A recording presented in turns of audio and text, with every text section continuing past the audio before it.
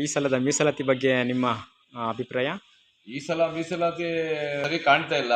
3 ladies ಕೊಡೋದ್ರಿಂದ ನಮಗೆ ಮೀಸಲಾತಿ ಸರಿ ಇಲ್ಲ. ಹೋದ್ ಸರಿ ಏನಿತ್ತು ಆ ಮೀಸಲಾತಿ ಆ ಬಗ್ಗೆ ಬಂದರೆ ಅಭಿವೃದ್ಧಿ ಕೆಲಸ ಮಾಡೋಕ್ಕೆ ನಮಗೆ ಹಗುರವಾಗುತ್ತೆ. ಹೋದ್ ಸರಿ ಲೇಡೀಸಿಗೆ ಕೊಟ್ಟು ಅವ್ರಿಗೆ ಕೇಳಿದಾಗ ಕುಡಿಯೋಕ್ಕೆ ನೀರಿನ ವ್ಯವಸ್ಥೆ ಇಲ್ಲ, ರಸ್ತೆಗಳು ಸರಿ ಇಲ್ಲ ಅಂತ ಹೇಳಬೇಕಾದ್ರೆ ನೀವು ಹೋಗಿ ಪಂಚಾಯತ್ಗೆ ಕೇಳಿ ಅಂದಿದ್ರು. ಈ ಸರಿ 3 ಜನಿಂದ ಕೊಡೋ ಕಾರಣ ನಮಗೆ ಸರಿಯಾಗಿಲ್ಲ. 2 ಜೆಂಟ್ಸು 2 ಲೇಡೀಸ್ ಕೊಟ್ಟರೆ ನಮಗೆ ಊರಿಗೆ ಅನುಕೂಲ ಆಗುತ್ತೆ. ನಾವು ಯಾರ ಹತ್ರ ಕೇಳೋಣ? ಒಬ್ಬರು ಕೇಳಿದರೆ ಅವರು MLA. ಈಗ MLA ಅವರು ನಮ್ಮ ಭಾಗದಲ್ಲಿ ಬಂದಿದ್ದರೆ ಮಾಜಗೋಳ್ನಹಳ್ಳಿ ಗ್ರಾಮ ಎಲ್ಲಿದೆ, ಸತ್ತಹಳ್ಳಿ ಎಲ್ಲಿದೆ, ಗುಲನ್ಪೇಟೆ ಎಲ್ಲಿದೆ ಅಂತ ಅವ್ರಿಗೆ ಸರಿ ಗೊತ್ತಿಲ್ಲ. ಏನು ಅಭಿವೃದ್ಧಿ ಕೆಲಸ ಆಗ್ತಾ ಇಲ್ಲ ನಮ್ಮ ಗ್ರಾಮಕ್ಕೆ. ಕೆಳಗೂರಿಗಾಗಲಿ, ಆಂದಿಗೆ ಆಗಲಿ, ಹೊಸಪೇಟೆಗಾಗಲಿ ಏನು ಆಗ್ತಾ ಇಲ್ಲ. ಅವ್ರು ದೊಡ್ಡವ್ರ ಕಡೆ, ಅವರು ಸಣ್ಣವ್ರ ಕಡೆ, ಬಡವ್ರ ಕಡೆ ಏನೂ ಇಲ್ಲ. ಅಭಿವೃದ್ಧಿ ಕೆಲಸ ಏನೂ ಆಗ್ತಾ ಇಲ್ಲ, ಊರಿನ ಕೆಲಸ ಏನೂ ಆಗ್ತಾ ಇಲ್ಲ. ಹಾಗಾಗಿ ನಾವು ನಮ್ಮೂರು ಮಾಜಗೋಳ್ನಹಳ್ಳಿ ಗ್ರಾಮದಲ್ಲಿ 2 ಜನ ಜೆಂಟ್ಸ್ ಕೊಡಬೇಕು ಅಂತ, 2 ಜನ ಲೇಡೀಸ್ ಕೊಡಬೇಕಂತ ನಮ್ಮ DC ಸಾಹೇಬರಿಗೆ ಕೆಳಗಡೆ ಕೇಳ್ಕೊಳ್ತಾ ಇದ್ವಿ. ಈಗ ಯಾವ್ದು ಕ್ಯಾಟಗರಿ ಬಂದಿದೆ? ಜನರಲ್ಲು ಲೇಡೀಸ್ ಬಂದಿದೆ, ಜೆಂಟ್ಸು 1 ಬಂದಿದೆ, 3 ಲೇಡೀಸ್ ಬಂದಿದೆ. ಆ ಕ್ಯಾಟಗರಿ ಸರಿ ಇಲ್ಲ. ಯಾವ ಕ್ಯಾಟಗರಿ ಅಂತ ಅವರೇ ಯೋಚನೆ ಮಾಡ್ಕೋಬೇಕು DC ಸಾಹೇಬ್ರೆ.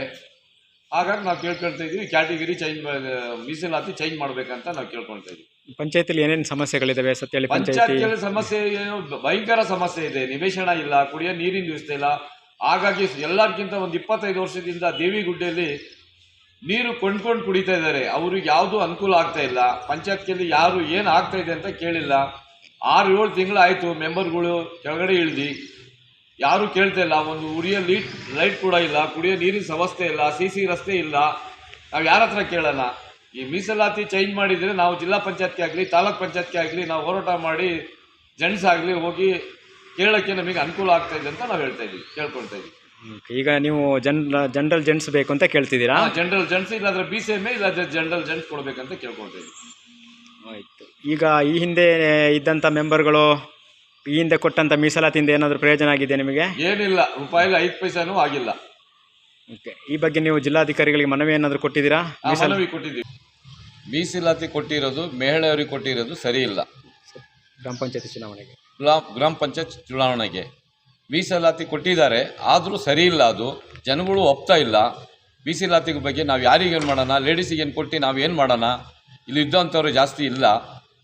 ಜೆಂಟ್ಸ್ ಆದರೆ ನಾವು ಹಿಡ್ಕೊಂಡು ದಾರಿಯಲ್ಲಿ ಹೋದಾಗ ನಮ್ಮನ್ನು ಕುಡಿಯೋಕ್ಕೆ ನೀರಿನ ವ್ಯವಸ್ಥೆ ಇಲ್ಲ, ಸರಿ ರಸ್ತೆ ಇಲ್ಲ. ಈಗ ದೇವಿಗುಡ್ಡೆಯಲ್ಲಿ ಎಷ್ಟು ದಿನ 25 ವರ್ಷದಿಂದ ಕುಡಿಯೋ ನೀರಿಂದು ವ್ಯವಸ್ಥೆ ಸರಿ ಇಲ್ಲ. ನಮ್ಮ ವಾರ್ಡಿಂದ MLA ಮೇಡಮ್ ಅವರಿದ್ದಾರೆ, ಏನಾಗಿದೆ ಎಂಥದ್ದಾಗಿದೆ ಅಂತ ಬಂದು ತಿರುಗಿ ನೋಡ್ತಾ ಇಲ್ಲ. ನಾವು ಹೋದರೆ ನಮ್ಮ ಕೈಯೇ ಸಿಗೋದಿಲ್ಲ. ಬೆಂಗಳೂರು ಹೋಗಿದ್ದಾರೆ, ಅಲ್ಲಿಗೆ ಹೋಗಿದ್ದಾರೆ ಅಂತ ನಾವು ಯಾರ ಹತ್ರ ಕೇಳ್ಕೊಳೋಣ? MP ಅವರು ಇಲ್ಲ ಸರಿ, MLA ಜಿಲ್ಲಾ ಪಂಚಾಯತ್ಗೆಯವರು ಇಲ್ಲ, ತಾಲೂಕ್ ಪಂಚಾಯತ್ಗೆಯವರು ಇಲ್ಲ, ಬರೀ ಪಂಚಾಯತ್ಗೆ ಇದೆ. ಪಂಚಾಯತ್ಗೆ ಅವ್ರು ಹೋಗಿ 7 ತಿಂಗಳಾಯಿತು. ಕುಡಿಯೋ ನೀರಿಂದು ಭಯಂಕರ ಸಮಸ್ಯೆ ಇದೆ. ಮಳೆ ಬೇರೆ ಸರಿ ಬರ್ತಾ ಇಲ್ಲ.